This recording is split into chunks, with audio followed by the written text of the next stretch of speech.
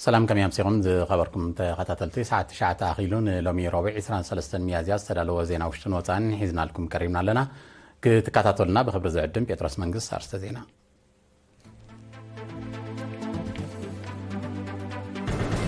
أب زبعا سبا حمام تيبي نمكو تصار زكاية سعرية التبابع وطئيتي ركبوا الله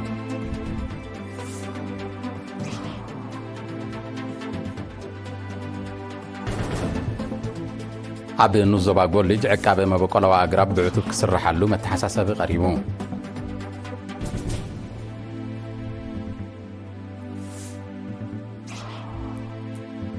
أب نوزوبا من دفرا نفاسن بردن استحاوسو برتوع زناب أب حرشان نبرتن قدات أوريدون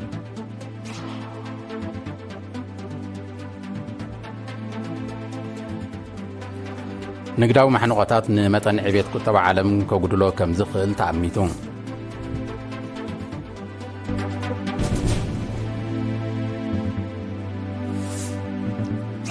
بريزيدنت كينيا ويليام روتو أب ممعبال زمدنات زتوكورا عودت أب تشاينا يفتسمان لون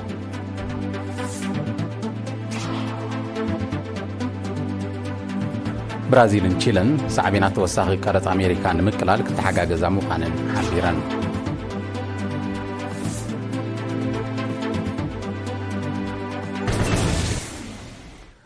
أب زبعا سبب بوانو مس زبرغ زلو عقم سبب مسارحتاتن حمام تيبين مكو صار زكاية سعرية تبابعي وتصيتي ركبولو وكيل إيرينا بيتي السولومون بملكة صبصاب نزدالو توتعستو أبراهام عند مريم أب زبعا سبا حمام تيبين مكو صار زكاية سعرية تبابعي وتصيتي ركبو كم زلو أب جنفر منسر تعنا حلافيت أهادو مكو صار حمام تيبي نرس انتصار عبد القادر حبيرام ببقوانو زمدب زلو وياو عقم سبن زوادت زلو زمناو مسارحيتاتن نتحمام بأقا من تصارن سعبيناتو أمقدالن لعول أستواصو كم زلو بمتقاس أب كرنت رايت حاتيرو زنبرا مسرح ممرمري ناب 15 بوتاتات سفيحي خم زلو أنا تيرام كرن هوسبيتال قرحياتا منزاريت نيرا ويكا ممرمريت نيرا هنا سخاء نمولو زوبا جي بمايكروسكوب أفتن أسان زوباتات مرمرا جيروم نخال أي جيزي أبتجين إكسبرت ماشن زيادة نمنتصار يسدوا نيرم تأختا مالتيو هنا زرقحة بزل على كابجاف نابجاف أب هوسبيتال كرنت أحزنا برا ناب دارقا ناب 15 سايتس تدوكي نركب حزيرو تي ناي حمام ناي تيبي مزن زحالفا 5 عامتات ولا خلنا نتصاصرو كلنا ناي بحقي عبي لوتي يزلو افتنا هنا نوتيفيكيشن نبلو ويكا انتي مللاي حمومات أبتي حكمنا ويكا حمومات تيبي أمللاي زحالف عامت مرمرة كاب زقبورو 3574 زيغاتات 285 بتحمام تلخيفهم مصلحهم بمحبار زمس ناي 2023 كنا تصاصر كله ب 33 ميتاوت كم زقوده لغليصام 2016 2891 243 حمومات تيبي ترخيبهم نيروم اب 2024 كا 3574 بزوبا درجة مرمرة تغيروا لهم نيرو حجز انتايو بمنصر تمرمرة فقدو بزحه اتحمام كون بو منصر كا يغدل كم زلون حدا سئلي يبنالو مالتي ስለዚህ አባዓውቲ አና ንዞባታት ሃቦሮ ገለብን ከረንን እተንቀንድ መልከፍ ተሕማም ቲቪ ዝረአየን ሙኻነን ዝሓበረት ነርስ እንትሳር አብን ዘተኮረ ሓያል ጎስጓሳት ይካየድ ከም ዘሎ አገንዚባ حمام تيبي كفوس زخل حمومات مزركب يوم زبلت نرس انتصار مسمل الله حمومات زرقحت حمام بأمة أنسلزنكي أفلوتو حبرة السبن معباي أبز حقوس قوسات أتوكيرهم يسرحو خمزلو أفليتام إذا حمام زخ فوس مالسي كتقف اندحر كوينو حمومات كركبو لهم تقدامي تنبلا زيعة حموم اندحر رخيبك كفوسي تفويسو خاء تزرقح نايت حمامون بأمة كنكي مالتي قون تقوسقواسات مس حمومات قربت أبزلهم زقبر تفتش بزل على ككايد كمون معدال مكلاخل مدهانيت كابز تتحزى مدبات مخانو أنا تسيرام كيزنا زلنا حدا إذناي قوسقواس اللي بعبيو بخال أي درجها إذناي كونتاكت تريسين كأنتاي فتشا أب بقربا مستحمو زنبرو مخنياتو already prophylaxis ويكا مكلاخل جميرنا لنا هجي حدا سبن دحر أب أختا مرمرة تغيروا له ومخا أحمام تيبي خمزلو نحرتن تصيرو توم مسؤول نابنت سدرا بيتو جمير كا مسؤول بقربة ركب زلوم نتحمم مالتيو بمولهم زيهم حجي سكرينين نقبروا لهم هنا سكرينين كنقول كلنا فتشاوي كأتن ملكتات ناي تيبي اللهم دي يبلوم يفتشوا مالتيو نزي غيرنا مسنا بقع مالتيو كابزن كمبلن صنحنا بكفيل وي كلن ملكتات مزركب مرمرة يقبرلو مالتي اندحر زي يبلون ورخونا كابزن زمبلن زنبرنا قديمنا مالتي زخونا ملكتات اندحر زي هالي وخا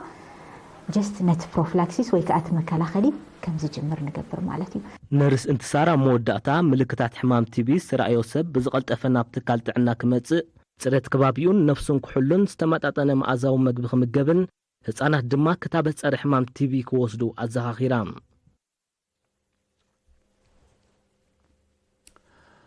ኣብ ንዞባ ጎልጅ ዝርከብ መበቆላዋ ኣግራብ ንምዕቃብን ንምስሳንን ሕብረተሰብ ሓፈሻ ሓረስቶትን ጓሶትን ድማ ብፍላይ ካብ ዘይ ሓላፍነታዊ ተግባራት ክሕየቡ መተሓሳሰቢ ቀሪቡ መበቆላዊ ሃብቲ ገረብ ብብዝሒ ዝርከቦን ንዞባ ጎልጅ ክረምታውን መስናውን ሕርሻ ዝካየደሉን ጓሶት ብብዝሒ ዝንቀሳቀሱሉን ብምዃኑ ቀጻሊ ብርሰት ኣግራብ ከም ዝረኣዮ ዝሓበሩ ሃብቲ ርኢቶ ኣብ ሕርሻን መጓሰን ዝነጥፉ ዜጋታት ኣገዳስነት ዕቃበ መበቆላዊ ኣግራብ ብግቡእ ተገንዚቦም ተግባራቶም ደው ከብሉ ተማሕጺኖም بموهاد منستر حرشان نبرتن استتخلى أقرب وتاو طلوا فتيرو كم زلوا بمتكاس دما نبرتي نتي فلي بوتا ناي معقب تبقصو بموساد نتي منچ زرعي مبقلاوي قرب قرد كوين زلوا زركب سفرة كو حسوة تلابيوم وكيل بعد سلطان أقربن انساز قرا من منسي محمد حامد بوغنو اب كبابي ام حجر زركب عبيتا أقرب قرد ناب كالي كبابيتات نغسا فح سعرتاتي كايد كم زلوا بمتكاس قواسوتن حارسوتن كاب زي حلافنتاو برست كقطبو تصويعون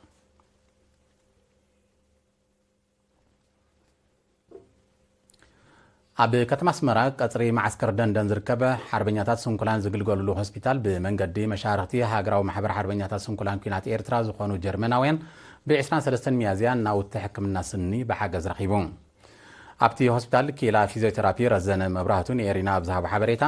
እቲ ብሓገዝ ዝተረኽበ መሳርሒታት ኤክስሬይ መሕፀብን መኽልእን ከምኡን መምልእ ስኒ ከም ዘጠቓልል ኣብሪሁ حلافي هوسبيتال دندن أتو سيراك جبر مسكال بجديو سالاتي بمنجست زجبر كتصال حاجزات تي هوسبيتال زحاشة أقول قلت هيب كم زلا بمتقاس تي حجز توفي ناوتي بجبو أب أقول قلت نقوعل بقعد سمو يحكم الناس النيك مدبو الزخاخيرون أبت هوسبيتال زجل قلوا حربينيات سنكولان بوجنم ما أقول قلت يحكم الناس النين مركب ناب هوسبيتالات أوراتان حالبتن كخدو مسنحهم بمحبر تي بحاجز ترخ بمسارعتات نزيز فتح كم زخون زلهم إمنات جليتهم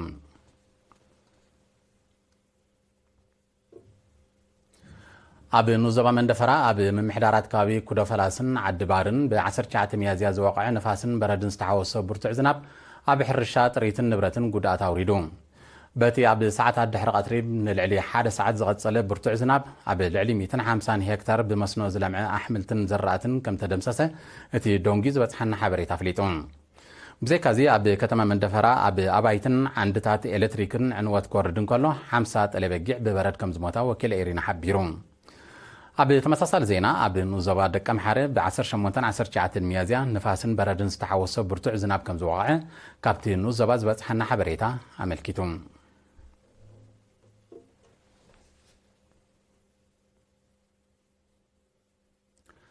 ዝኸበርኩም ተኸታተልቲ ዝስዕብ ኣህጉራዊ ዜናታት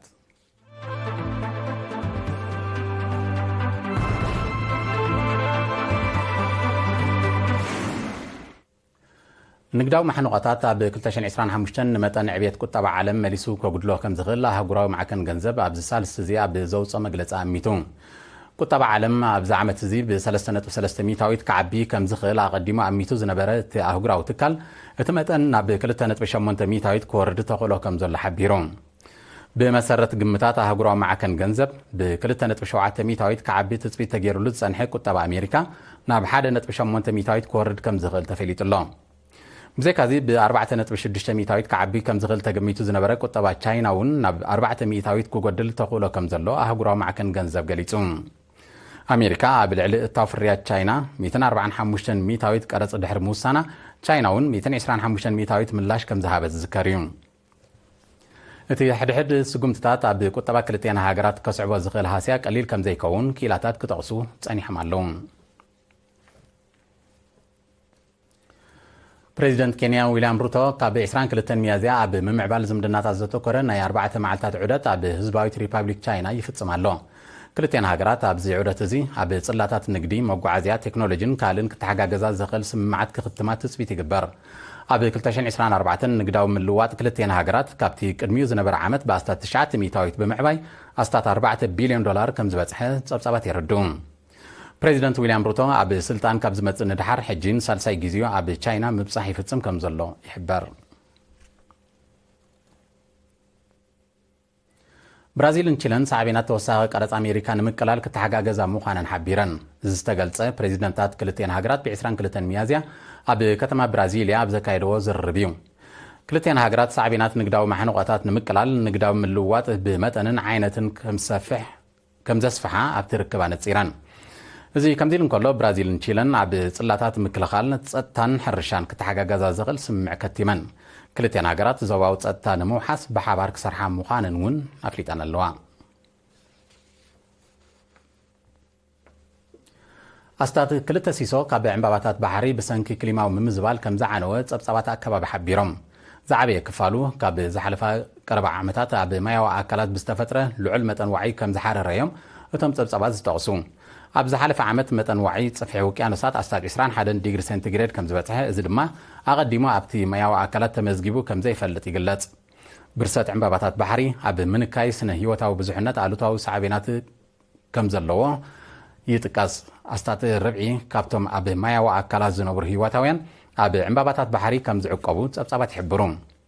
ሳዕቤናት ክሊማዊ ዋዒ ዓመታዊ እናወሰኸ ይመጽእ ከም ዘሎ እዮም እቶም ጸብጻባት ዝጠቕሱ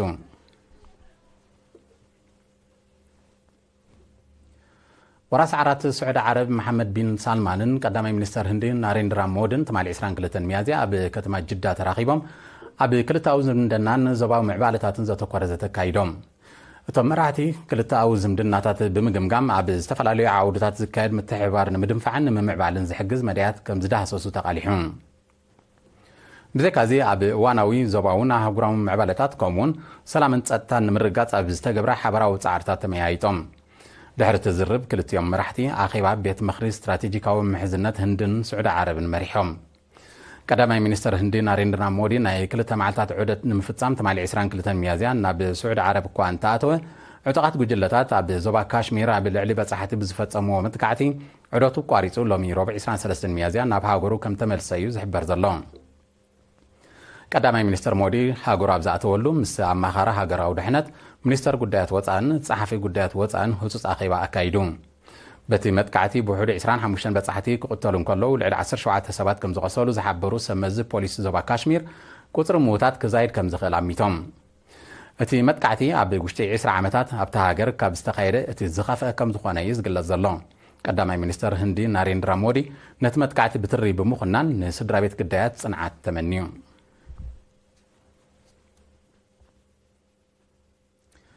ሩስያን ደቡብ ኣፍሪካን ክልታዊ ምትሕብባርን ሽርክነትን ንምድንፋዕ ክሰርሓ ተሰማሚዐን እተን ሃገራት ኣብዚ ስምምዕ ዝበጽሓ ፕሬዚደንት ሩስያ ቭላድሚር ፑቲንን ደቡብ ኣፍሪካዊ መዘኑ ሲሪል ራማፎሳን ትማሊ 22 ሚያዝያ ኣብ ዝገበርዎ ናይ ቴሌፎን ርክብ እዩ ቤት ጽሕፈት ክረምሊን ኣብ ዘውፅኦ መግለጺ ክልቲኦም መራሕቲ ኣብ ዝተፈላለየ ዓውድታት ብፍላይ ድማ ኣብ ንግዲ ቁጠባን ወፍርን ዝካየድ ሽርክነት ንምምዕባል ከም ዝሰርሑ ኣረጋጊጾም ብዘይካዚ ኩናት ዩክሬን ብሰላማዊ መንገዲ ደው ንምባል ኣብ ዝኽእል መድያት ከም ተመያየጡ እቲ መግለጺ ብተወሳኺ ሓቢሩ ፕሬዚደንት ፑቲን ኩናት ዩክሬን ብሰላማዊ መንገዲ ንምፍታሕ ብወገን ደቡብ ኣፍሪካ ንዘሎ ድልውነት ኣብ ግምት ብምእታው ሃገሩ ቀንዲ ጠንቂ ናይቲ ግጭት ክፍታሕን ጸጥታዊ ረብሓታታ ክረጋገጽን ከም ትደሊ ኣነጺሩ ኣብቲ ኣጋጣሚ ኣብ ዝተፈላለየ ጽሕፈታት ርክባት ክካየድ ኣብ ስምምዕ ተበጺሑ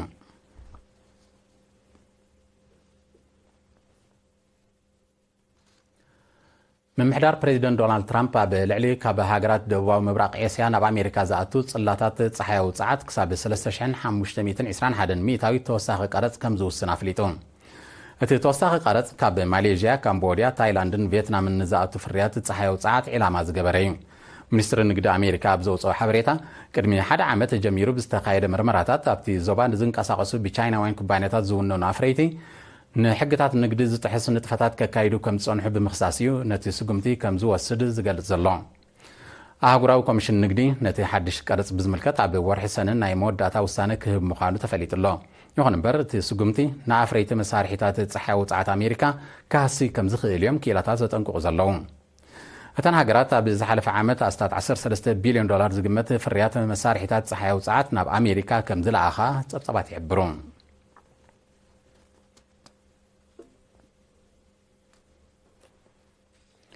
ዝኸበርኩም ተኸታተልቲ ዜና ንምፍጻም ኣርስታቱ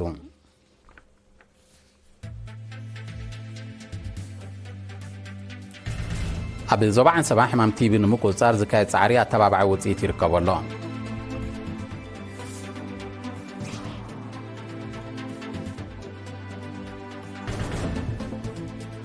ኣብ ንዞባ ጎልጅ ዕቃበ መበቆሎ ኣግራብ ብዕቱብ ክስራሓሉ መተሓሳሰቢ ቀሪቡ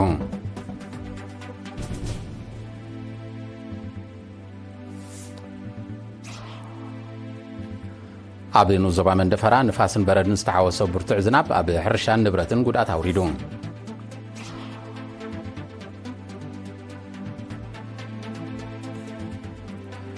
ንግዳዊ ማሕንቆታት ንመጠን ዕቤት ቁጠባ ዓለም ከጉድሎ ከም ዝኽእል ተኣሚቱ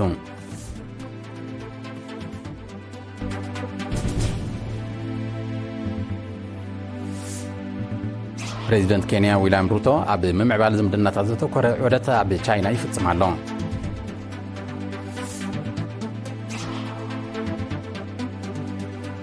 ብራዚልን ቺለን ሳዕቤናት ተወሳኺ ቀረጽ ኣሜሪካ ንምቅላል ክተሓጋገዛ ምዃነን ሓቢረን